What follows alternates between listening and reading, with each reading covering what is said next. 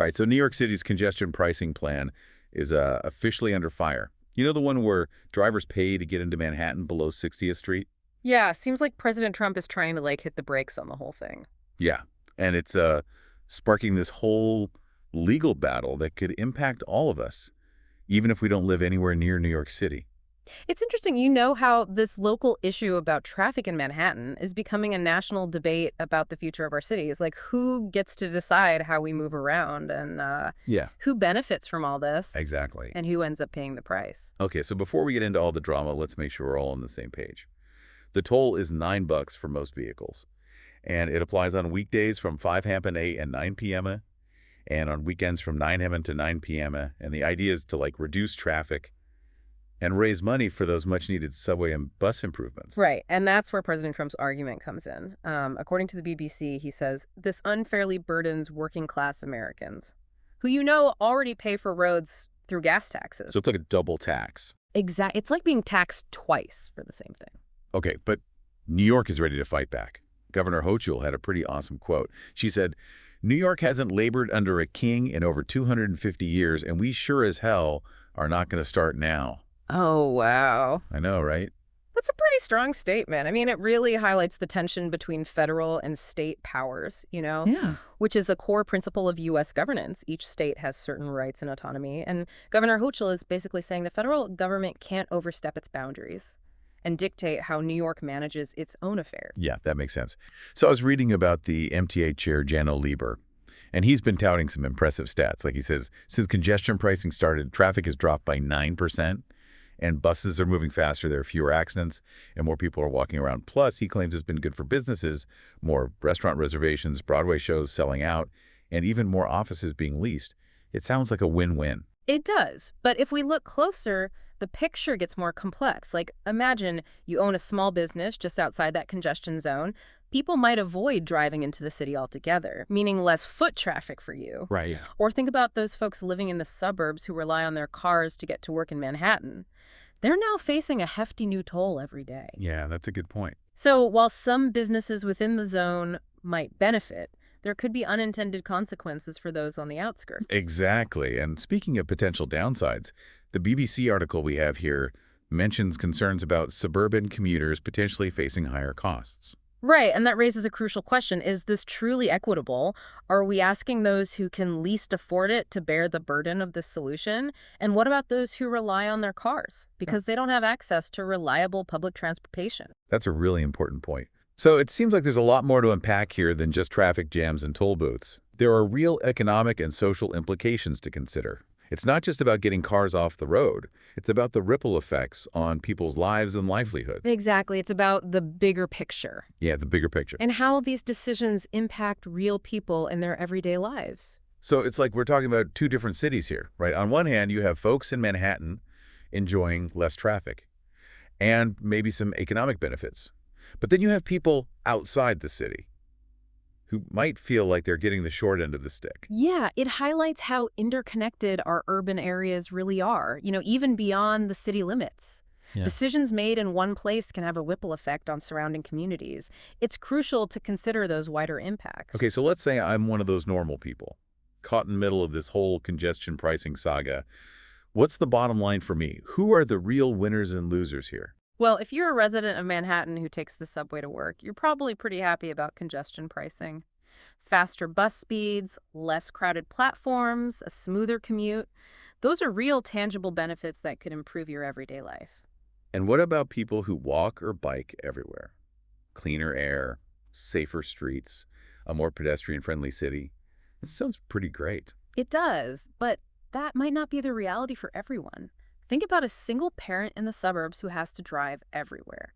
To work, to drop the kids off at school, to run errands. That daily $9 toll could feel like a huge burden. Yeah, I can see that. What if I'm a small business owner? Like I run a bakery just outside Manhattan, and I rely on deliveries from suppliers who have to cross that congestion zone. Those added costs could really hurt my bottom line. Exactly, and that's where the economic argument gets tricky. Supporters of congestion pricing point to the potential boost for businesses within the zone.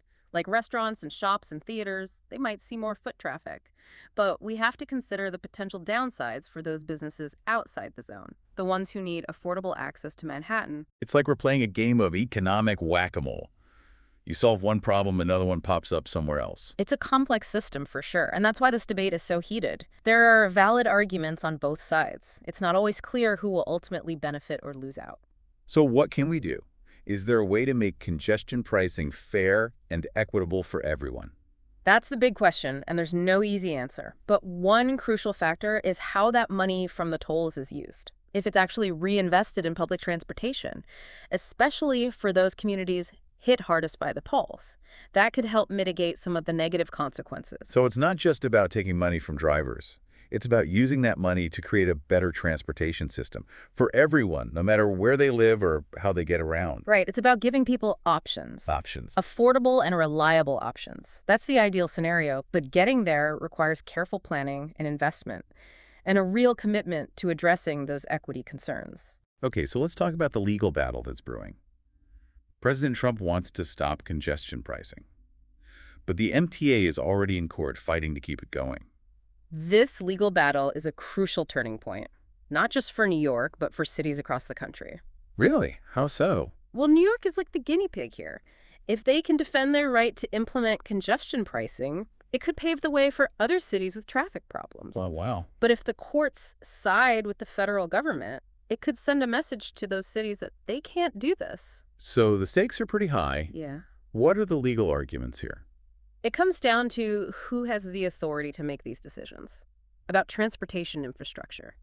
The MTA says it falls under their purview as a local transportation authority, but the federal government claims it has the power to intervene, especially when it comes to interstate commerce. So it's a classic states' rights versus federal authority showdown. Exactly, and the outcome could have a huge impact. So what are the possible scenarios? One possibility is that the courts uphold New York's right to implement congestion pricing.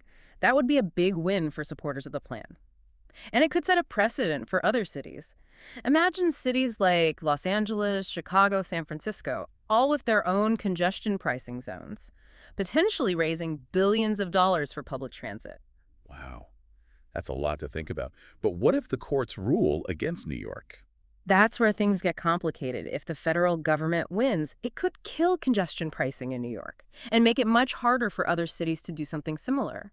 It would be a major setback for people who see congestion pricing as a solution to traffic congestion pollution and underfunded public transit. So this one case could have a ripple effect across the whole country. Exactly. No pressure on those judges, right? Right. But seriously, the arguments being made in this case are important. They could shape transportation policy for years to come.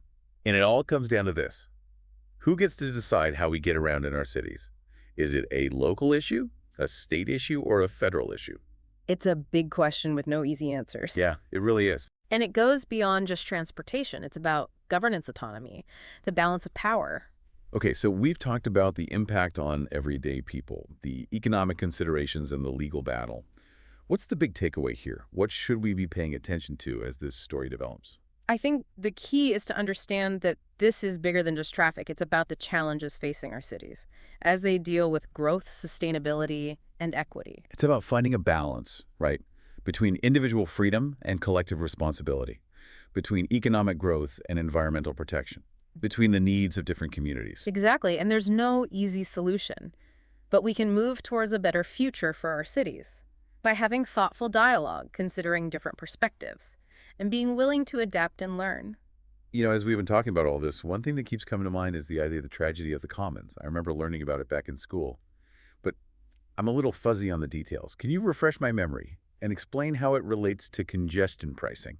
Sure, the tragedy of the commons basically describes a situation where individuals acting in their own self-interest end up depleting a shared resource, even when it's not in anyone's long-term best interest. Like imagine a public park where everyone's allowed to graze their sheep. Each person might think, okay, one more sheep won't hurt, but if everyone keeps adding sheep, the grass gets overgrazed, and eventually there's nothing left for anyone. Right, I see. So in this case, the commons are the roads, and the sheep are our cars. Exactly. We all want the convenience of driving wherever and whenever we want. But that individual freedom comes at a cost. Traffic congestion, air pollution, wasted time, and fuel. Congestion pricing tries to address that by making drivers pay for that individual behavior, so they're more aware of the impact they have. So it's not about punishing drivers. It's about encouraging people to think about the bigger picture.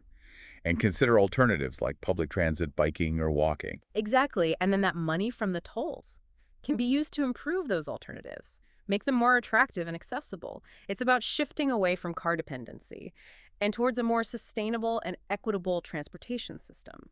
But let's be real, not everyone's going to be happy about paying a toll, even if it's for a good reason. Some people might feel like their freedom is being restricted, or that they're being unfairly penalized. Of course, change is never easy, and there'll always be resistance, especially with something as ingrained in our culture as car ownership. But think about seatbelt laws. People used to complain, they said it was an infringement on their personal liberty, but over time, those laws became common sense, and they've saved countless lives. That's a good point. It's about changing our mindset and realizing that sometimes we have to make individual sacrifices for the collective good. And that's why public education is so important. People need to understand why these changes are happening, how they work, and how they'll benefit in the long run. It's about building trust, not just imposing rules. Okay, so as we wrap up our deep dive into congestion pricing, what are the key takeaways for our listeners? What are the big questions we should be asking ourselves as our cities change and grow? I think the main thing to remember is there's no single solution that works for every city. Every place has its own challenges and opportunities. What works in New York might not work in Des Moines. It's about finding solutions that fit each community. And it's about being open to new ideas, being willing to experiment and learn from our mistakes. Exactly. This is an evolving landscape. We need to approach it with innovation and collaboration. And remember that how we move around our cities isn't just a technical issue, it reflects our values and priorities. Right. Do we value convenience over the well-being of everyone? Do we prioritize short-term gains over long-term sustainability? These are the questions we need to be asking. Exactly. And as you navigate your own city's changing transportation systems, remember to ask those tough questions, have those conversations, and be a part of shaping a future where our cities are designed for people, not just cars. Well said. Thanks for joining us on this deep dive into congestion pricing. Until next time, keep exploring, keep questioning, and keep diving deep.